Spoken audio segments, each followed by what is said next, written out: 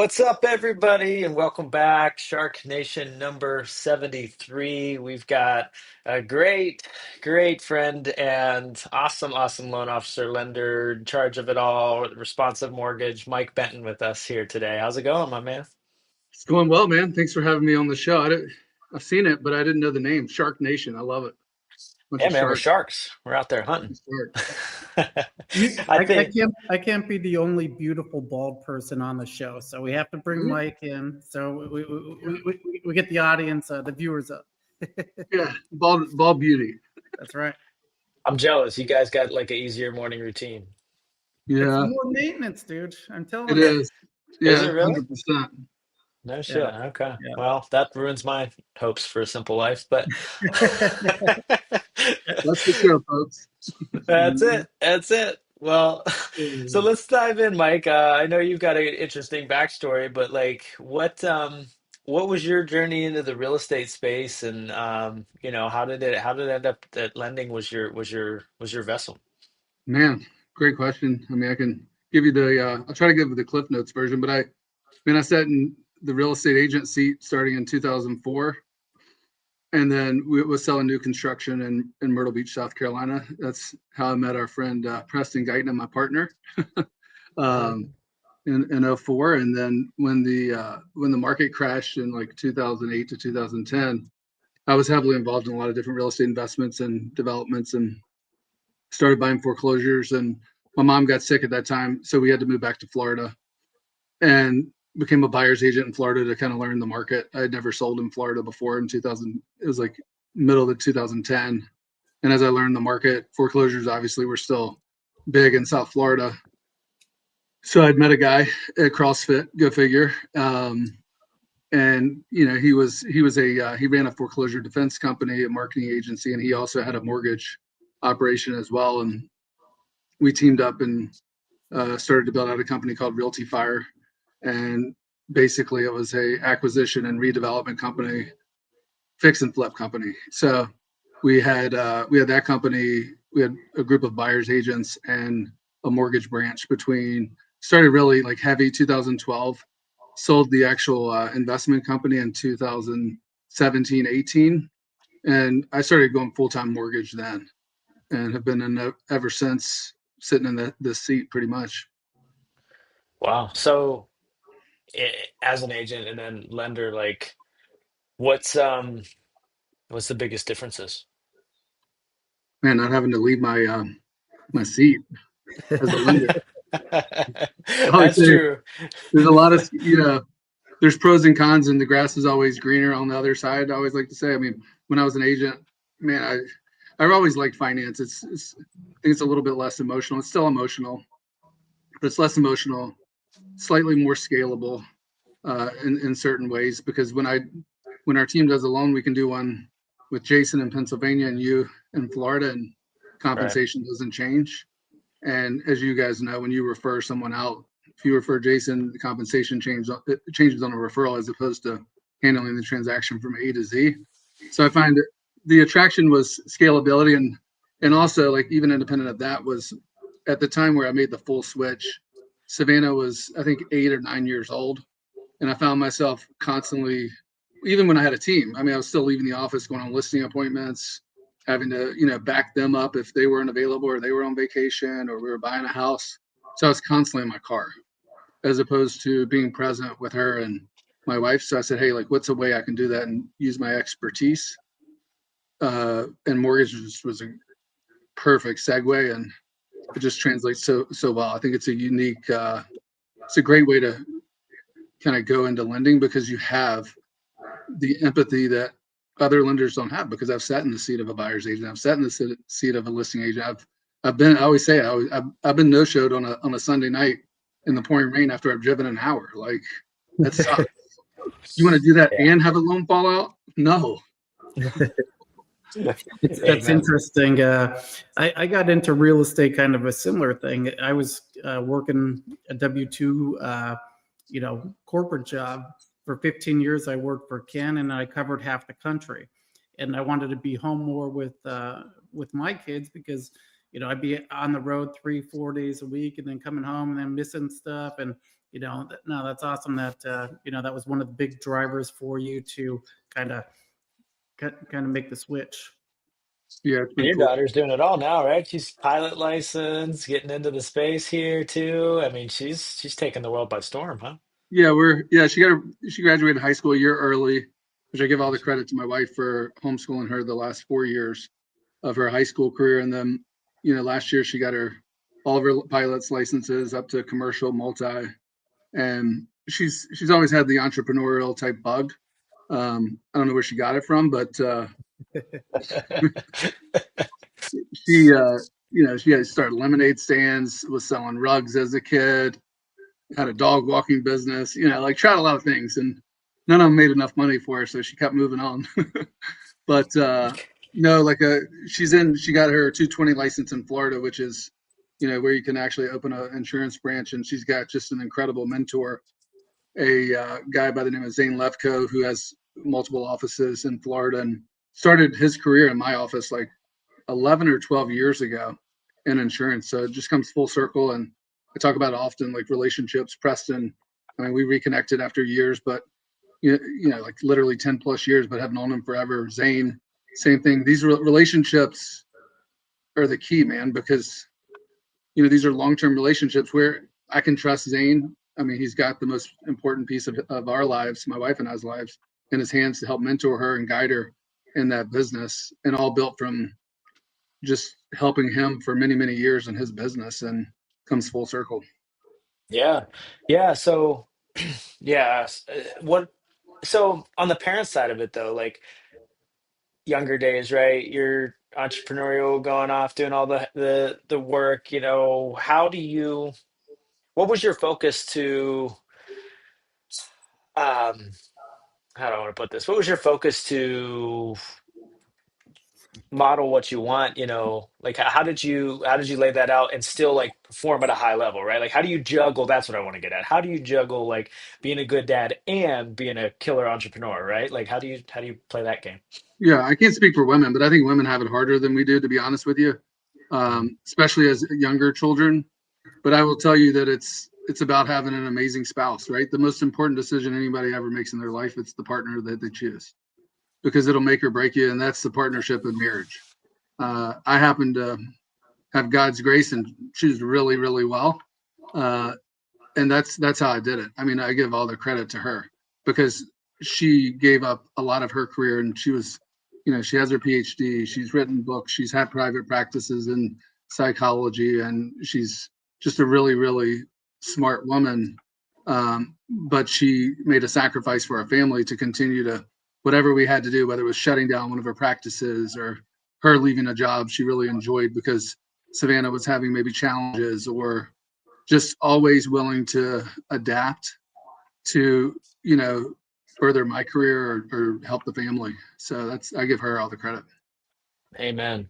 Amen. Uh, Yeah, and I was it's gonna it's say, everything. Go ahead. yeah, my wife went out of town with the girls to Nashville over the weekend, so I had, my daughter and my 3-year-old.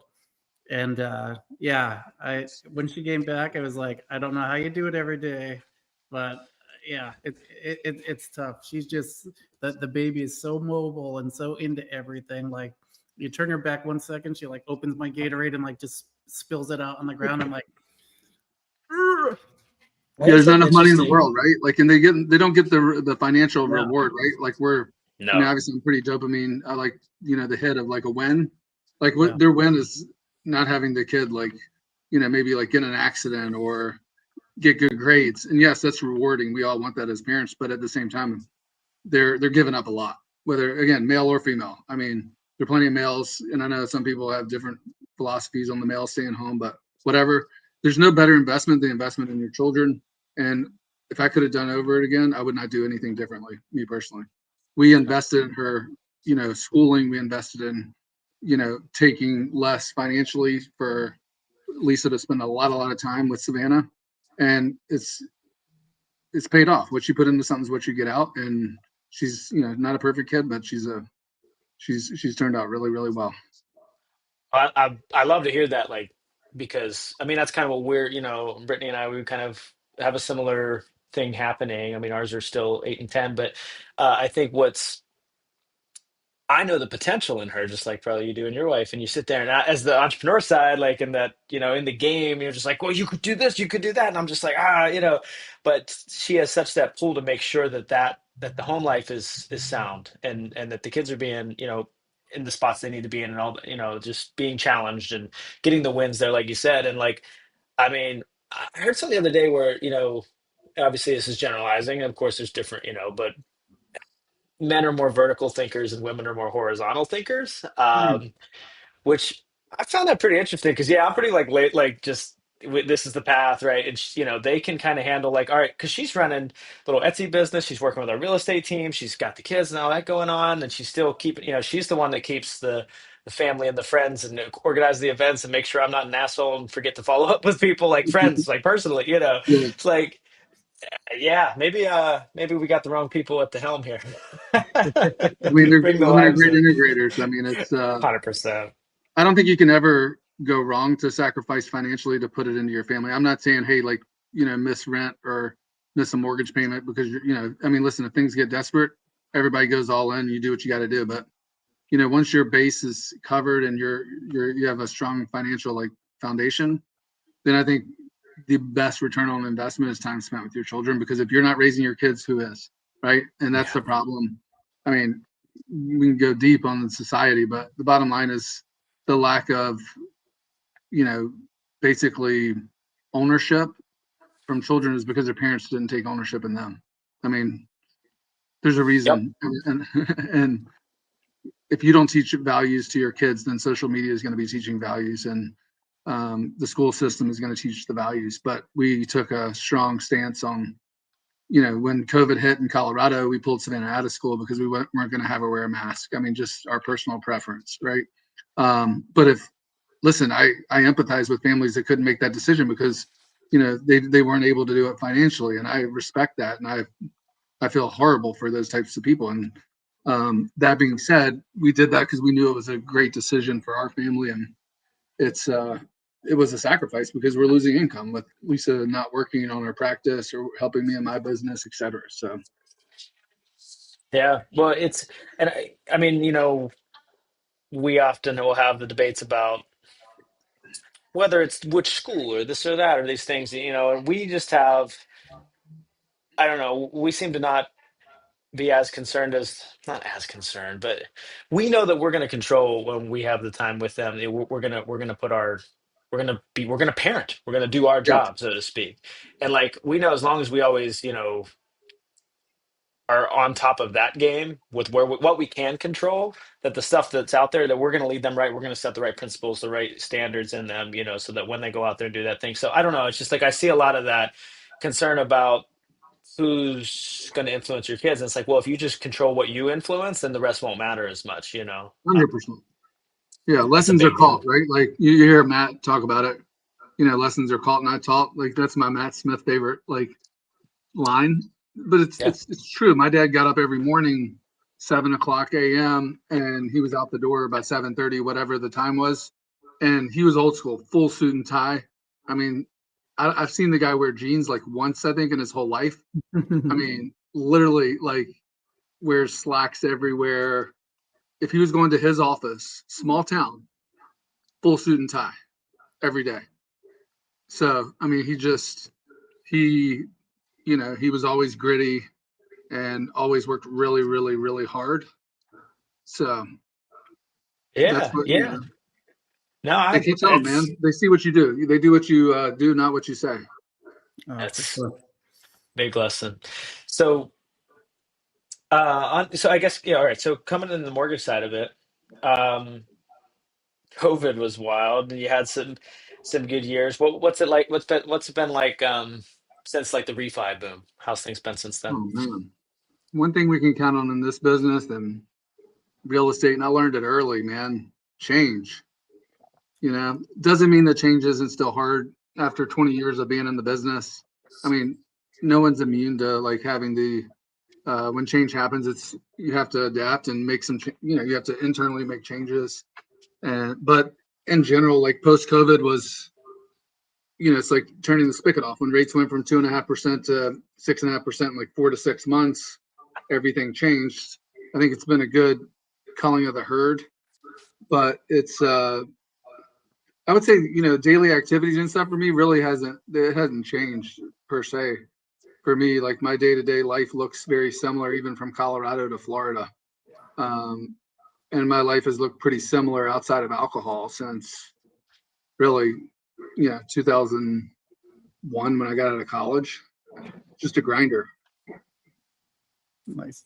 So how do you think like changing skill sets went?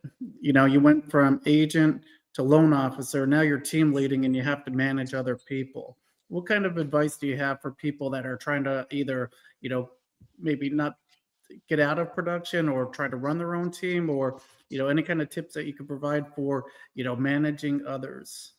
Yeah, I mean, so I started out like after I was an agent and high producing agent, and started. I would say my first like real role in leadership was, right after the Great Recession, and I was leading a real estate team.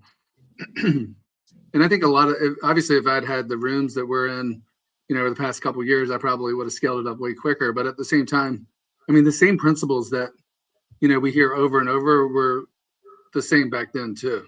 Daily activities, consistency, empathy, right? Just, I mean, I was using Commissions Inc. Uh, like literally in Boomtown in like 2008, 2010. I mean, we were generating online leads, literally SEO and pay per click in 2004. They were like, oh, real estate agents are going to go away because of the internet. Internet was still kind of new, if you can imagine that. But back to your leadership question. I mean, I think every experience, you learn from that experience. So leading a real estate team, and then I've I built when I was building Realty Fire at scale with that redevelopment company.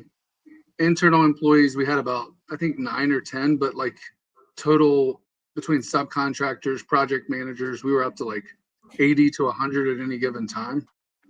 And houses anywhere from 20 to 50 in our pipeline at a time, meaning acquisition, construction, renovation, and completion or on the market.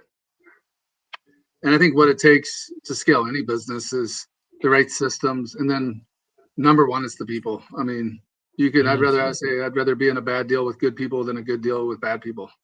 I mean, like Yeah. that's the separator, man. Like, I mean, people do move the money. People make or break you. And I think all the experiences I've had and as I've grown as a person and eliminated, let's put it out there, right? Alcohol. Once alcohol was out of my life, the people that I have attracted and who I lead seem to react differently than when I was, let's say, involved with alcohol daily. It's funny. I just talked to Chad about this last week, but from doing 75 hard, no alcohol for the past like 60 days. And I told him, I go, the nice part about being sober is the clarity. I go, the bad part about being sober is the clarity. It's like you got nowhere to run, nowhere to hide. It's like, you got to figure out how to manage your day to day and any kind of struggles that you have without kind of just turning to the bottle, right? So yeah, Oh yeah. no, What's Well, the it's edge, not. right? Yeah. I'm sorry. Go It's ahead, Chad. numbing. No, you're giving it's the numbing. I mean, and that's well, that was my reason. Like, if I really summarize it, is just like I noticed that numbing um decisions with my wife, the decisions with my business, with my health, with just whatever, like just like throwing it off, and it's like I think for me, the biggest reason why that works, or why I decided to go that way, was like I want to feel the consequences because I need to learn the lessons that life is throwing in front of me, and what you said about the people that you attract before and after, yeah. But I think that's the world is a mirror. Everything we're seeing, all the people that are around us, like that is a direct reflection of what you've got going on in you. And that might suck if it's not what you want when you look at that mirror, but I don't know. I mean, I think if you're open to growth, and I think everybody wants some form of growth while they have this time on this planet, and you just start to accept that, like then it's just awareness around that, and you just make those tiny changes, and it starts to add up really, really big over time, and then that circle can change. I mean, I think about mine, like you said, like prior, it was about a year and a half that I've went sober as well, and I think back to what was around me then versus now, and it's like night and day, man. Like just people that will go to bat, people that will show up and want to grow and not just screw off, like do something with their life, do something with this Mhm. time. And it all comes back to it's a mirror. Yeah, I love it. Yeah, it's our most valuable asset. I mean, Alex said it to me one day. He goes, "Why?" Like I used to be like, "Oh man, I just, at the end of the day, I just want to like, you know, just like take the edge off." That was it. I just want to take the what's going to take the edge off. This is a profound comment to me. It really hit me. It's like, why would you want to dull what makes you great? Mm, Your edge is what makes you great. Why would you dull it? And that statement is like one of those statements that truly changed everything for me because now the only time I'm dull, my edge is dull is when I'm sleeping. Because if I'm not sleeping, my edge isn't dull because so you gain so many more hours in the day.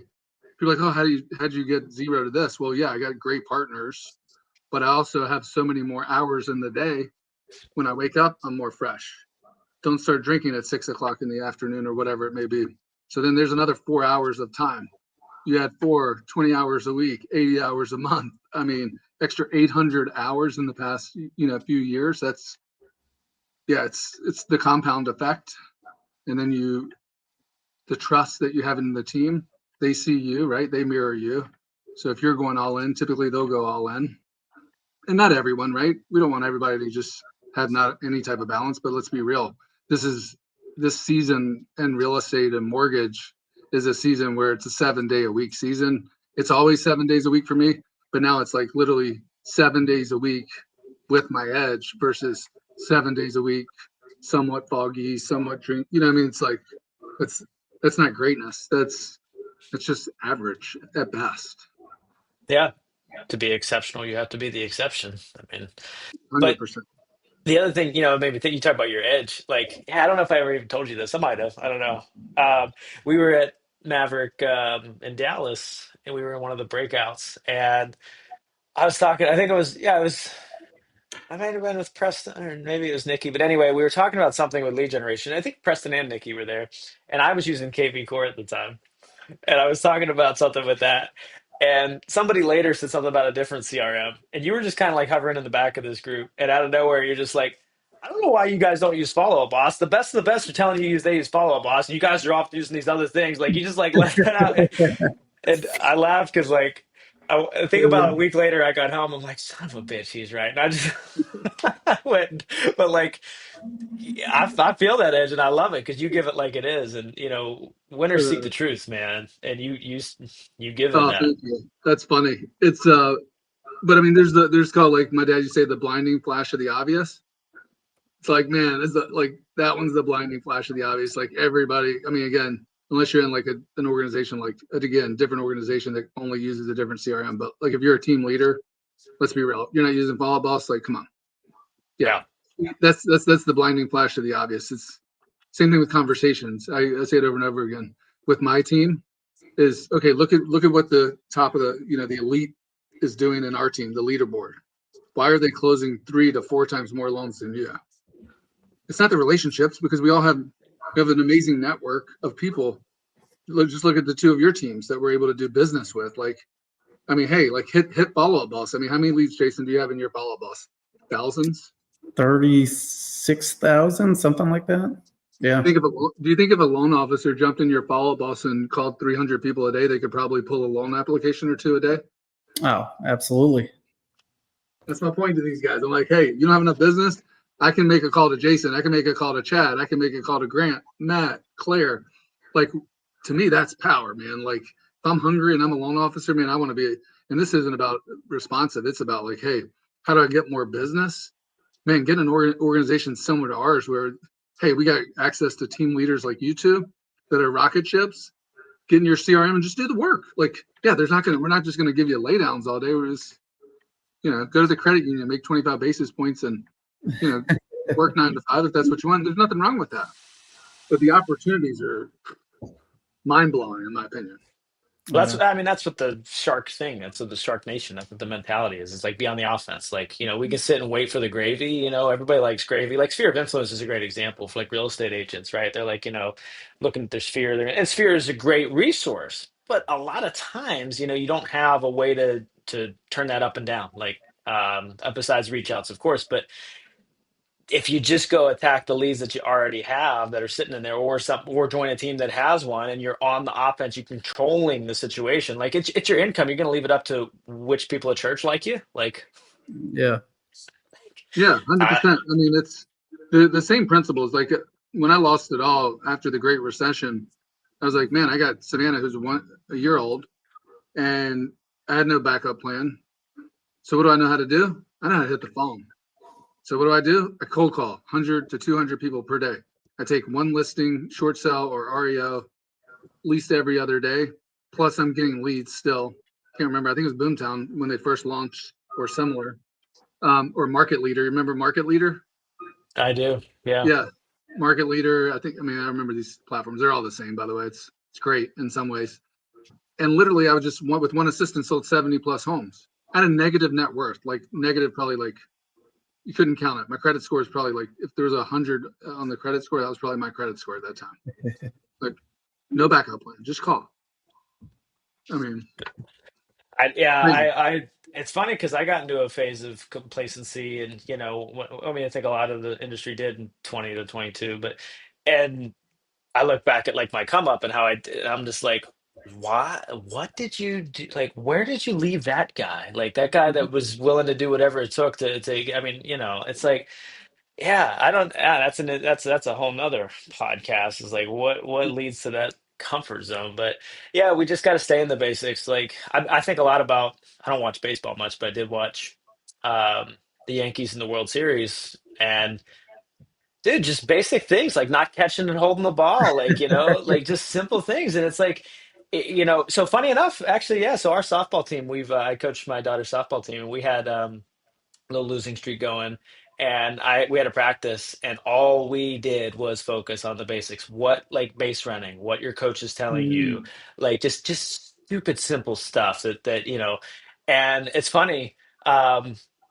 We blew them out last night after focusing on the Nice. basics, dude. It's like 24-5, where we hadn't Go won the last figure. 5 games. did I, Well, I, oh, I said, I can answer your question on what I think the answer to the question is like, how'd you get into that complacency? Hmm. It's the answer that I think we've all heard many times. It's who are you surrounding yourself with, what rooms you're in, and then so you got borrowed belief with all of us, right? If you're having a day like we talked about, Chad, like, hey, call me.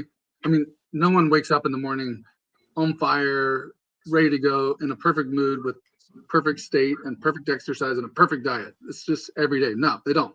So like when that happens, who are the people you are surrounding yourself with and holding you accountable, both publicly and privately, right? Your spouse, right? Your team, your coaches. Like coaching, I mean, I've been involved in coaching since I was a kid when I was a tennis player. How did I get to be a great tennis player? Well, I lived with a professional tennis player. There's no better person than to model that. So I modeled that, and that's how I got to D1. And then as I've come up in, real estate, had a coach in business, right? I have the best coach in business, real estate, and human behavior and mortgage right now, right? John. I've never had a coach like that. So that's the difference. how'd you guys get aligned, you and John and that whole group? I never asked you that when we met. Preston. So when Preston and when I say reconnected, we were connected via Facebook and, back and forth over, many, many years. When he was building out another company, CRG in Myrtle Beach, we had connected, and my dad's had a house in Myrtle Beach since we were kids. And I played tennis at Coastal Carolina and lived in Myrtle Beach, became an agent. So we've known each other since, like I said, 2004. And we just reconnected. Really, I think it was in 21 and started to kind of talk and then just deepen the relationship and help each other essentially. Just, we were talking about Easy Home Search, talking about other business ventures. And I had seen John through another real estate agent in Colorado Springs. And I saw that they were connected and saw everything. And and knew in the back of my mind, I'm like, man, I can't be involved in this organization. I'm like closet alcoholic. You gotta get my life straight. Understand. I get my life straight. So long story short, I meet John at one of Preston's first events, the Connection Summit in Myrtle Beach, and it just investing in the relationship and showing up at every event. I don't think I've only missed one event that John's had since that event. That it's been a Chaplac event, only one. Yeah. And that's where we met in Dallas. And like I said, I think we're all pretty religious people. And it's like, it's amazing how God works and puts people into your lives, like sitting at the same freaking table at an event, like, half the country away or whatever. And it's like, it's funny how you meet people when the timing is right, for sure. Yeah. You want to talk about, just going to events and, what you get out of it and what's your mindset on going to these events? I mean, great question. And timing's perfect because I heading on Friday to Girls with Grit. Again, that'll be I don't know how many males are going to be there. I know John's speaking, a couple other people, but it'll be so events are whatever you put into event, Jason, is typically what you're going to get out of it. And I think, we hear it often of like, hey, looking for the I'm not looking. I think if you go looking for that, what's going to the magic bullet, but I do think there's one piece of information, one person can change everything for you. It can be a complete 180 for your business, for your personal life. And not saying you have to go to the event looking for that. I think what you have to go to any event is with a plan. What is your plan for the event? What is the highest and best use of your time? Are you going for relationships? Are you going for knowledge? As opposed to just like not having any type of plan when you go to the event. I mean, I think that a lot of people just do that and like let it come to them versus having, when I went to Chaplac Tahoe this past September, there was a plan. John had helped launch Responsive. The plan, meet as many people, pour into as many people as possible, let them know about Responsive, learn about their business, and make true, genuine connections, right? So like the plan with Girls with Grit for me is I'm taking Savannah, my daughter. So my number one goal in that event is to help her build as many relationships as possible, teach her what it's like to just meet people, talk to people, and then in addition, continue to build relationships for Responsive and for my personal origination business. I think that's one thing that's a little bit different in an organization like ours, where I'm still originating loans on the front line, just like my loan officers, as opposed to telling them what to do. I'm in the trenches with them every day. And I think that, again, how long that can last, I don't know. Sean did it, I guess, up to $1 billion. So we got plenty of runway to make it there. But I think it's important to have a plan, honestly, going to an event and what you want to get out of it and who's going to be there, and not looking, what can you give to that event, right? Like, what can you pour into the event? What can you give to someone else? How can you add value to someone else when you're there? And then if you're giving while you're at the event, it's the law of reciprocity. It always comes back. When we were there, Chad's like doing work and stuff, and I was giving him a hard time. I'm like, dude, there's a time and a place. I'm like, we're here to be here. You don't have to be there. You have plenty of time to do work after the event's over. But like I said, so good just to like have a game plan when you get there of what you want to get out of it. And I think it's also nice to, again, I haven't traveled too much in the first quarter. I don't know if I traveled any in the first quarter. I was in the seat, which was nice because the fourth quarter on the road and third quarter last year on the road consistently.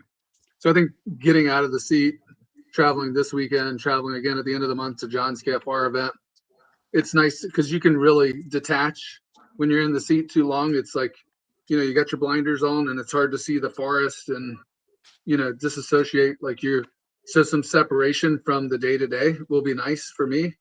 Hearing the voices of other leaders at the events. Again, I'm looking for one piece of information too. Like, hey, what's that? Like one thing that someone's doing that I might be able to bring back to all my partners like you two and say, hey, have you thought about this? And maybe it's not a tactic. Maybe it's just like an exercise routine, or maybe it's a I don't know, recipe. I mean, I got to tell you guys, I got to divert for just a second. Yeah. Do you guys have a Ninja Creamery? No, we do Heard not. of that? Okay. What? I don't even know what that is. It's going to change your life. I'm going to change your life right here. And if anybody's listening to this, I'm going to change your life too. It's the best $350 investment you'll ever make. Homemade ice cream that will blow you away. That's healthy. I'm going to make a post later on it on Facebook, but it's typically Lisa makes it every day, at least 20 grams of protein, and it tastes absolutely amazing. And it's so creamy and so healthy. And you can even put like we put our greens in there, protein, and it just tastes like unbelievable. Oh my No god, shit. I I'm can't. Yeah. super interested. I'm always looking for the protein things that don't suck, but Yeah. I can't have cheat meals for 2 more weeks. So That's send me not, the no, info there's, and then I'll do it. there's like 4 grams of sugar in it. Like no cheat. That's the thing. It's not, you're not cheating. That's the beauty of it. It Too can risky. taste. Too risky this far on 75 hard. I don't want to get told that I didn't follow the directions right because I had ice cream. Oh, it wasn't well, on fuck, your, it wasn't on your plan, I guess. Well, It wasn't on my plan when I started, but I Mike, it's will. not my plan. Fuck him. yeah, Send it to me. Yeah, yeah. no, I'll buy it, and by the time it gets here, I'll be almost Yeah. done. So I'll be ready Ninja, to go. sorry to divert, but I just couldn't resist bringing it up because it's what I look forward to at the end of the day because it's so good. And we just got it like 3 weeks What ago. is it? Is it I don't like is it like Ice a cream machine. it's a machine. Okay. Yeah, but you make it, right? It takes about 12 hours to freeze. Lisa makes them either the day before or the day of. Again, you can put protein powder in it. You can put greens in it. You don't have to put anything in it. Completely organic, dairy free, gluten free, with protein. I mean, come on, man. Like, Yeah, yeah. I should Post be that. opening up ice cream shops all around the country with this. Yeah, Hey. yeah. I like it. I will get it. So okay, well let's go there then as we Sorry. yeah. So no, let's stay there. So why is health and fitness such an important focus as an entrepreneur in scaling a business? Well, I think it's a multitude of factors. I mean, I think energy level's huge. I mean, I think presence.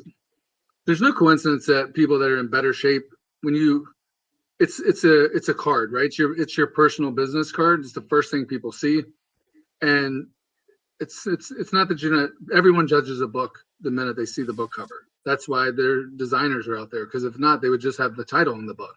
So people are judging you, and the way you take care of your body is the first thing that they see if they meet you face to face.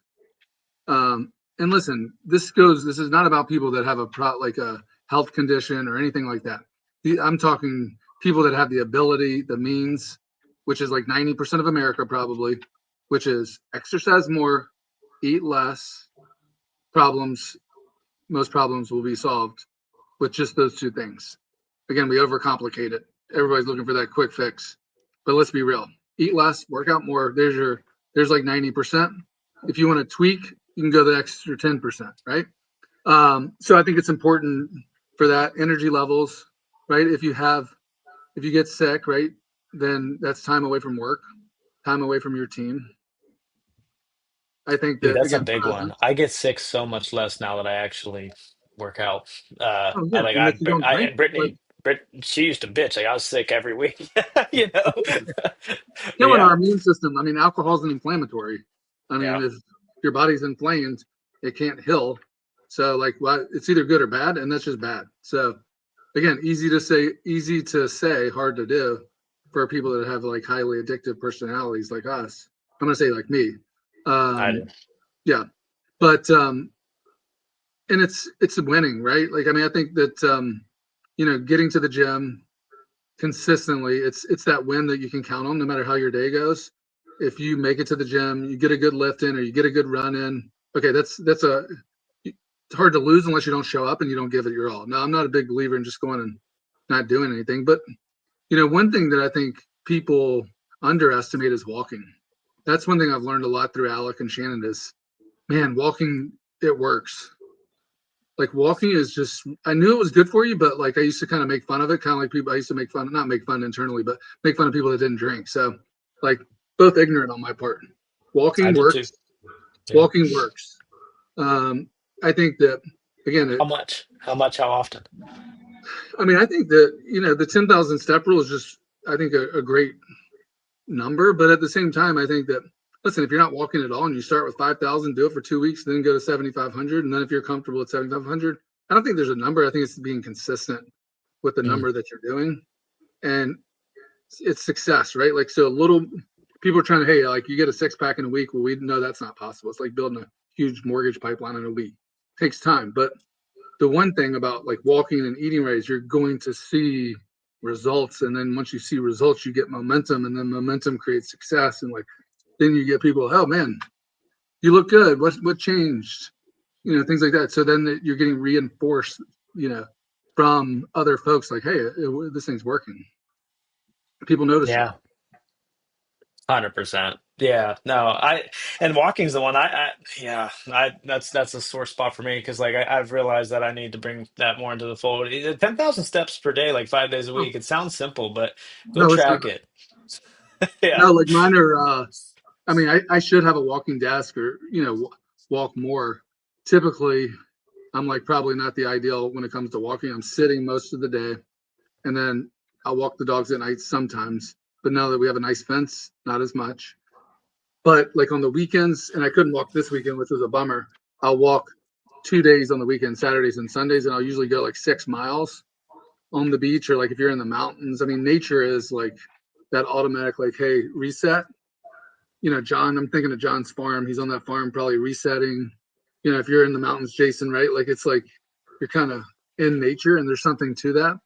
I love walking on the beach, me personally. Be like, oh, long walks on the beach. You know, like, Amen. I mean, No, I enjoy yeah. it. Like, man, I either feel old or boring, but man, I missed it this weekend because my back was killing me. But I love to walk on the beach, man. Just with my earpods, without them, and it's just a beautiful thing. It's Yeah. funny you say because like well, I've always, yeah, the mental clarity you get from that, but it's almost like I mean, flying with one, we were talking about events, but also with your daughter flying. One of my favorite things is like you get such a different perspective, right? And you Mm, start to go like, wow, maybe those things aren't as big of a deal as I thought of when you're up like that, right? But hmm I think walking has a very, very similar effect now that I think about it. A lot of those walks you get because you get those, I get a lot of those like because you have the change of perspective, you have that different epiphany that'll pop up on the flight. That happens a lot when walking too.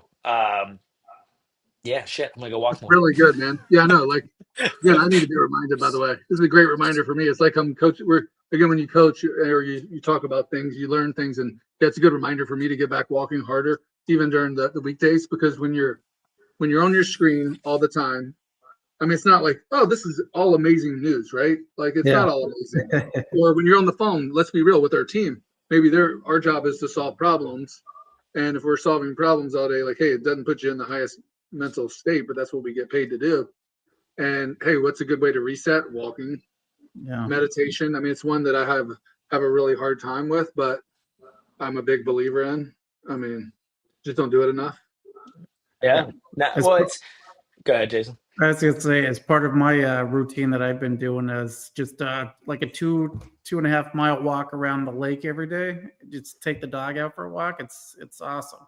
I don't plan on changing that from once I'm done with the 75s. Yeah, that's killer. Yeah. Well, you talked about like, being reminded of stuff too. And well, yeah, I think especially with some of the stuff we've laid out here, like anybody listening to this, if you're if you're so far from where you want to be, and it feels like that big mountain, it's like you don't have you you you hear it all the time. Like just take action, right? But like you don't have to be the best of the best to coach somebody even. Like you can just be one Yeah, step ahead of them, right? Like if you're just one step ahead of somebody and you've walked a path they haven't walked, and that like, there you go. You have something. It doesn't have to even be like in the formal relationship coaching. It could be your spouse, your kids, your people that are important to you. But if you're just out there giving and in action, like we're all human beings, we're all learning at the same time. We're all not good at something, even so when you're just out there doing it, I don't know, you start to pick up those other nuggets, you're reminded of things. If you start to coach somebody on something you knew before and maybe you forgot, you realize because that first mm-hmm. person view is a lot harder than that third person. Um, 100%. Yeah. and I that's love just that, like, man. Learn anything is to teach it, right? So it's reinforcing it in your mind every time that you're describing it or saying it. Yeah, I that's think it. yeah, what I got from you, which I thought like is invaluable for your audience, which is like just start. And it does, like when you're looking up the mountain, it looks like the journey is so long. But just starting with walking, right? Like if you haven't been to the gym in like years and you're not where you want to be, man, if you start, man, and you just do just a little bit more the next day, and it doesn't have to be like 1,000 steps more, it could be like 10 steps more. And then the compound effect, and just it's crazy how it works like that. And you gain that momentum. Yeah, I mean the two, so health and fitness. Like so the gym, I remember when I first started like about 2 years ago, like starting to commit to it. I didn't know what a single thing did in that gym. I didn't know any of those Really? machines. Yeah. That's funny. And I got a personal trainer at EOS because I honestly just want to learn what the hell these things do. You know, like I knew some of them, but nothing really. And now it's like I know exactly what every piece of equipment does by literally just because I kept going and like, okay, this time this guy showed me this, and this time I watched somebody do that, and you just pick it up, compound effect. But then translate it to food, man. So like food, I just like now I look at macros and micros and like I know every like, but when I started, it's like, let's just stay consistent on calories. And I think I spent 3 months in calories. Like, let's stay consistent there. Cool. Got the calorie game down. Now let's focus on macros. And I think I stayed there for like a year. You know what I mean? Like, but it's funny now, like when I go to tell other people, I'm like, well, yeah, this and then you do this in my fitness pal because you just pick up all those things from doing, Hmm. step one foot in front of the other. And now it's like, I'm not like I'm some expert on that, but like I've No, mastered the dude, you look good, dude. basics. Like, I mean, you look good. So, Got room hey, to I grow, but consider you an expert. You know, you're an yeah, expert. it's funny how you start to become that when you just do the thing. Like, you know, it's simple, but yeah, it's something that I think because we're all looking for that magic path, that shortcut, and the shortcut is just tiny steps. Yeah, hard work, man. That's the shortcut. Like, just again, nobody wants to hear it, but that's the bottom line. But it's the one proven thing that's worked every time in my life. Put in more work, and the results always come. Again, it's kind of like God. He always answers. Maybe not on our timeline. The results always come, just maybe not exactly on our timeline. So we got to be activity based, not results. The results do come though. I know people like don't worry about the results. Well, yeah, everybody's in the back of their head, man. We got to get results, but it's 100% works every time if the work is behind it. We just don't know when they're going to come or the outcome's going to come, but it always comes. That's it. That's it. So finishing up, man, what are you most looking forward to right now? Man, that's a great question. I mean, I think I'm looking to just keep repeating what's been done over the past 12 months, man. I mean, just building on the foundation that is here with responsive, um, and not changing a lot. Meaning, when I say like just being really, really consistent and continuing to find great partners both in real estate and mortgage. On the real estate side, bringing mortgage out into real estate teams to compete with the big boys like Zillow and like Rocket. And people need to be mindful of that. And for mortgage teams that are at traditional mortgage banks, giving them another way, whether it be culturally or through these real estate partnerships and joint ventures, giving them a new way or a new way to do it, or just a new community of people to surround themselves with to gain a different perspective. So that's what I'm most excited about, man. Just not a lot of changes, but just layering what we already have and building on what I consider to be the strongest foundation I've been in my career period. Sounds like relationships, new and continuing. Yeah, got it. I mean, I'm equally as focused on the existing relationships and pouring into those as I am the new ones. And I would say my Yeah. time is probably spent. I would like if I look at my calendar, I would say that it's spent 75 on the ones that I already have and 25 on the new ones right now. And that's not such a bad thing. Nice. It's good. Are you actively looking for new loan officers? Is there anything that Man, we could do to help you grow your business?